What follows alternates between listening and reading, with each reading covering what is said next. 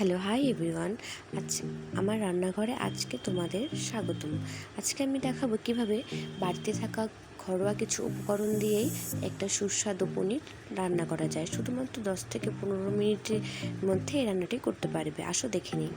পনির রান্নার জন্য যা যা আমাদের লাগবে গোটা জিরে, গোটা গরম মশলা, কাজু, আদা এবং কিছু কাঁচা লঙ্কা ফাটিয়ে রেখেছি এখানে, আর একটু শুকনো লঙ্কা, তেজপাতা। প্রথমেই আমরা পনিরটাকে হলুদ এবং লবণ দিয়ে মাখিয়ে নেব। এরপর আমরা কড়াইটা গরম করে সামান্য পরিমাণে তেল দেব।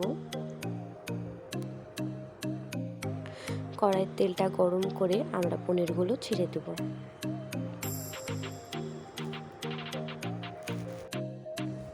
পনিরগুলোকে হালকা করে ভেজে নেব।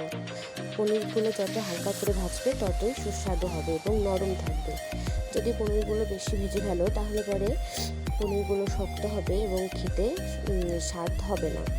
তো তোমরা চেষ্টা করবে একটু হালকা ভাজার। তো পনিরগুলো ভাজতে ভাজতে চলো বন্ধুরা আমরা একটু মশলা তৈরি করে নিই। দিচ্ছি এখানে হলুদ গুঁড়ো, তারপরে দিয়ে নিচ্ছি এখানে জিরে গুঁড়ো এবং সানরাইজের পনির বাটার মশলা। এরপর আমরা দিয়ে নিচ্ছি একটু লঙ্কার গুঁড়ো। এরপরে আমরা গোটা গরম মশলাগুলো দিয়ে দিচ্ছি। তোমরা চাইলে এটা নামানোর আগেও দিতে পারো, আমার মতে এটা গুলিয়ে দিলে খুব ভালো হয় স্বাদ। তারপর একটু জল দিয়ে গুলিয়ে নিচ্ছি আমরা মশলাটাকে ভালো করে। কিছুক্ষণের জন্য মশলাটাকে এভাবেই আমরা রেখে দেব। মশলাটার মধ্যে আমরা লবণও মিশিয়ে নিচ্ছি। এখানে আমরা কাঁচা লঙ্কা দিয়ে দিচ্ছি, তোমরা তোমাদের ঝাল অনুযায়ী লঙ্কাগুলো দেবে। তারপর দিয়ে দিচ্ছি সামান্য কয়েকটা কাজু বাদাম। তোমরা এখানে টমেটোও চাইলে দিতে পারো, টমেটোটা দিলে স্বাদটা আরও ভালো হয়। দিয়ে দিচ্ছি আদা। পেস্টটা তৈরি হয়ে গেছে। এরপরে আমরা দিয়ে দিলাম শুকনো লঙ্কা, দিয়ে দিচ্ছি গোটা গরম মশলা, গোটা জিরে এবং 3টা তেজপাতা। এরপর আগে থেকে সিদ্ধ করা আলুগুলোকে আমরা দিয়ে দিলাম। হলুদ লবণ দিয়ে আমরা আলুগুলোকে ভালো করে ভেজে নেব। আলুগুলো ভালো করে ভেজে নেওয়া হয়ে গেলে আমরা এটার মধ্যে গুলিয়ে রাখা মশলাটা দিয়ে দেব। গুলিয়ে রাখা মশলাটা দিয়ে ভালো করে নেড়ে চেড়ে আমরা তৈরি করা ওই পেস্টটা দিয়ে দেব।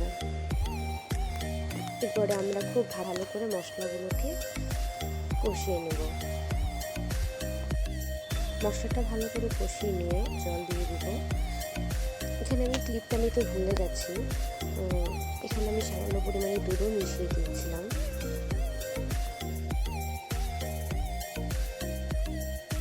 ফাটিয়ে রাখা দুটো কাঁচা লঙ্কা দিয়ে দিলাম। এরপরে আমরা ভালো করে নেড়ে চেড়ে পনিরগুলো দিয়ে দেবো। দেখো বন্ধুরা, পনিরটা হয়ে এসেছে, এখন আমরা নামিয়ে দেব। তো তোমরা দেখতে পারলে ঘরে থেকে কিছু সামান্য উপকরণ দিয়ে আমরা কত সুন্দরভাবে পনিরটা তৈরি করে ফেললাম। থ্যাংক ইউ বন্ধুরা আমার ভিডিওটা